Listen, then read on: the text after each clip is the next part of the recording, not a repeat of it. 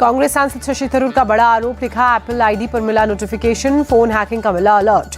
उद्धव गुट की सांसद प्रियंका चतुर्वेदी की पोस्ट, लिखा एप्पल से मिला अलर्ट, स्टेट स्पॉन्सर्ड हैकर्स ने की हैकिंग की कोशिश।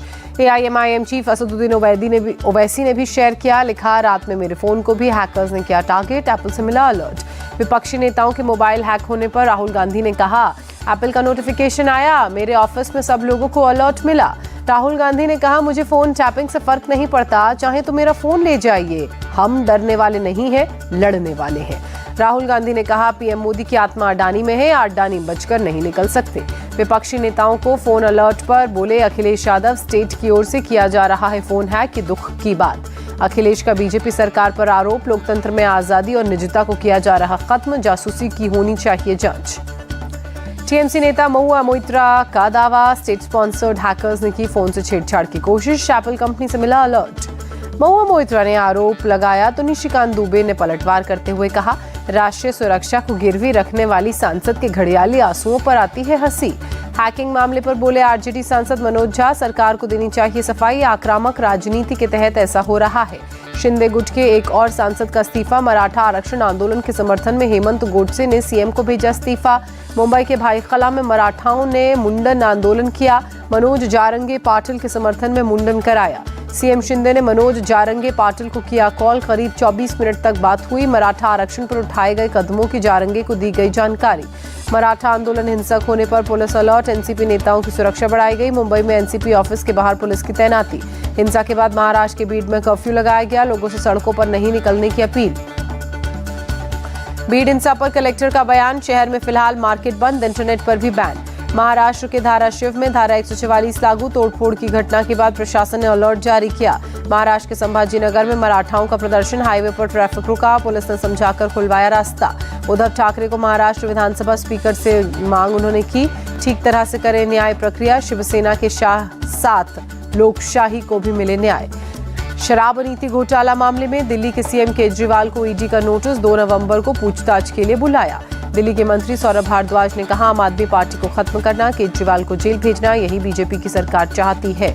रविशंकर प्रसाद ने केजरीवाल को ईडी समन पर कहा, कानूनी प्रक्रिया के तहत हो रही कार्रवाई, बीजेपी का इससे कोई लेना देना नहीं। रविशंकर प्रसाद का आरोप, कमीशन खोरी के लिए बनाई एक्साइज पॉलिसी, बदलाव कर बढ़ाया कमीशन, 10 महीने में ही वापस ली पॉलिसी। केजरीवाल पर अनुराग ठाकुर का निशाना, बोले ईमानदारी का सर्टिफिकेट देने वाले मंत्री जेल गए, अब नहीं मिलेगी बेल। केंद्रीय मंत्री प्रहलाद पटेल का केजरीवाल पर तंज, जो लोग खुद को कहते हैं ईमानदार, उनके मंत्री जेल में। आम आदमी पार्टी नेताओं को केजरीवाल के जेल जाने की आशंका, मतलब कुछ गड़बड़ की है, बोले मुख्तार अब्बास नकवी।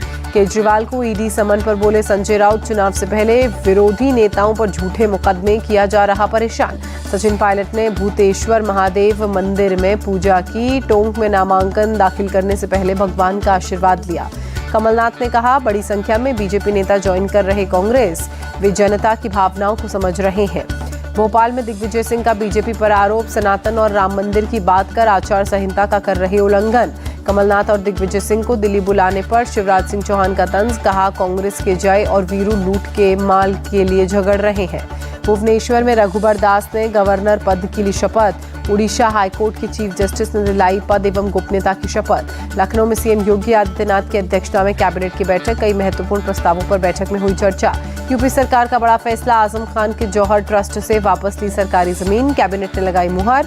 आंध्र प्रदेश हाईकोर्ट से चंद्रबाबू नायडू को मिली राहत, स्किल डेवलपमेंट केस में मंजूर की अंतरिम जमानत। मुकेश अंबानी को 3 दिन में 3 बार मिली जान से मारने की धमकी, ईमेल और कर दी धमकी, मांगे 400 करोड़, पुलिस ने किया केस दर्ज। पंजाब में आम आदमी पार्टी विधायक पर ईडी की रेड, शराब घोटाला केस में तलाशी, मोहाली के विधायक हैं कुलवंत सिंह। दिल्ली एनसीआर में प्रदूषण का मामला, सुप्रीम कोर्ट ने दिल्ली, पंजाब, यूपी, हरियाणा और राजस्थान से उठाए एक्शन का ब्यौरा मांगा। सरदार पटेल की जयंती आज, गुजरात के केवड़िया में पीएम मोदी ने लौह पुरुष को पुष्पांजलि अर्पित कर स्टैच्यू ऑफ यूनिटी पर पहुंचकर नमन किया।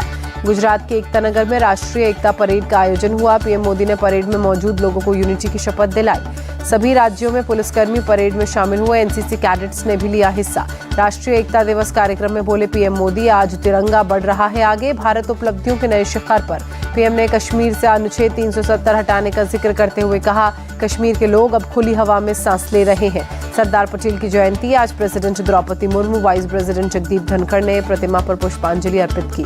सरदार पटेल की जयंती पर अमित शाह ने कहा, अंग्रेज देश को खंड खंड करके छोड़ गए, सरकार की एकता के सूत्र में सरकार ने इसे पिरोया। एकता दिवस पर लखनऊ में रन फॉर यूनिटी का आयोजन, राजनाथ सिंह और सीएम योगी आदित्यनाथ ने इसको दिखाई हरी झंडी, बड़ी संख्या में शामिल हुए लोग। पूर्व पीएम इंदिरा गांधी की 39वीं पुण्यतिथि आज, सोनिया गांधी, राहुल गांधी ने शक्ति स्थल पर जाकर पुष्पांजलि अर्पित की। इंदिरा गांधी की पुण्यतिथि पर पीएम मोदी की पोस्ट, पूर्व पीएम को श्रद्धांजलि अर्पित कर याद किया। लेफ्टिनेंट जनरल उपेंद्र द्विवेदी ने लद्दाख के फॉरवर्ड इलाकों का दौरा किया। दौरा करने के बाद हालात का जायजा लिया, सुरक्षा बलों के काम की तारीफ की।